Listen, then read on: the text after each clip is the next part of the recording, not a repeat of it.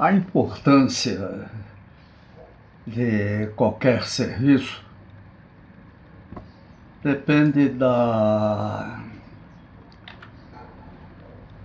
do uso, da dependência em relação a eles.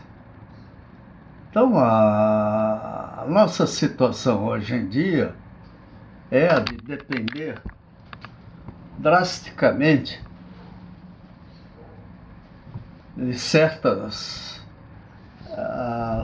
atividades que há alguns anos atrás não tinham muito significado.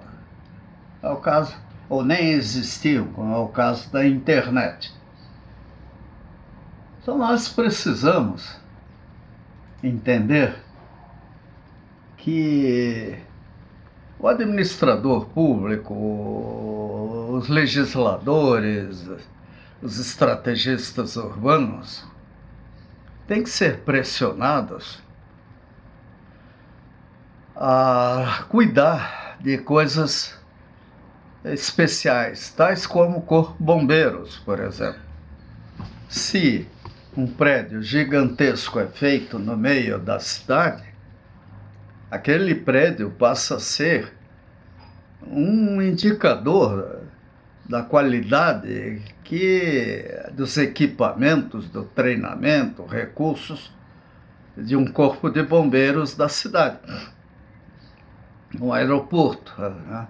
Faz um aeroporto junto à cidade, as aerovias mostram por onde os aviões se aproximam.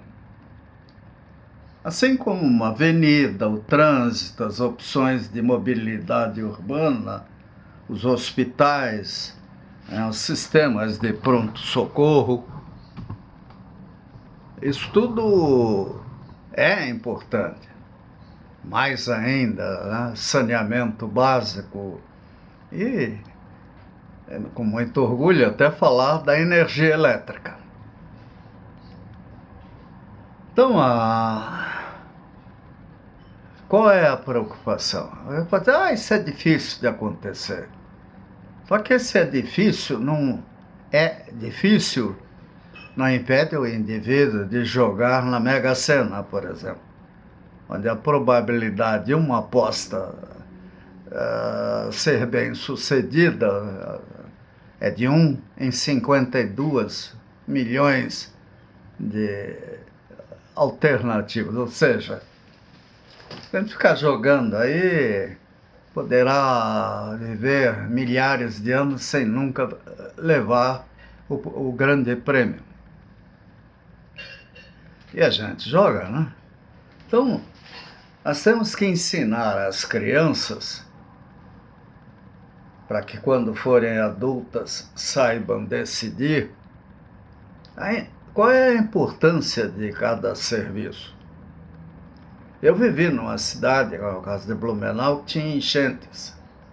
Então, para mim, a enchente foi algo que eu aprendi desde garoto a olhar, a cuidar, ficar olhando o rio Itajaí-Açu, os ribeirões, riachos, e imaginar o que poderia acontecer.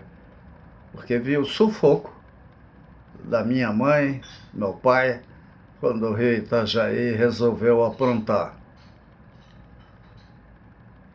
Quer dizer, hoje, por exemplo, dia 1º de outubro, parece que alguém mexeu num poste aqui em frente ao prédio, e aí o prédio está sem internet, pelo menos da NET. Não sei se de outras operadoras também isso aconteceu. É ruim para nós. Daqui a pouco eles vêm e arrumam. E aí? Qual é a punição pelo mau serviço? A indenização que nós merecemos, não o caixa único da União. A melhor estratégia, eu vi até quando defendi minha dissertação, numa correspondência de uma concessionária nos Estados Unidos. Lá as leis mudam um pouco de estado para estado.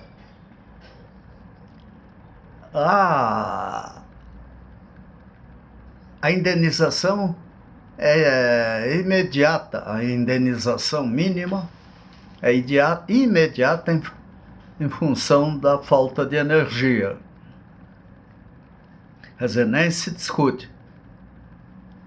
E assim, a empresa, e não é pequena, a concessionária, ela tem um indicador da necessidade de investimentos.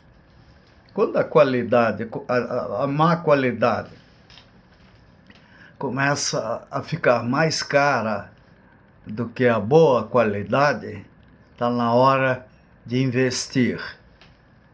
E aqui, quais são os investimentos que as concessionárias fazem com a preocupação de melhorar serviços?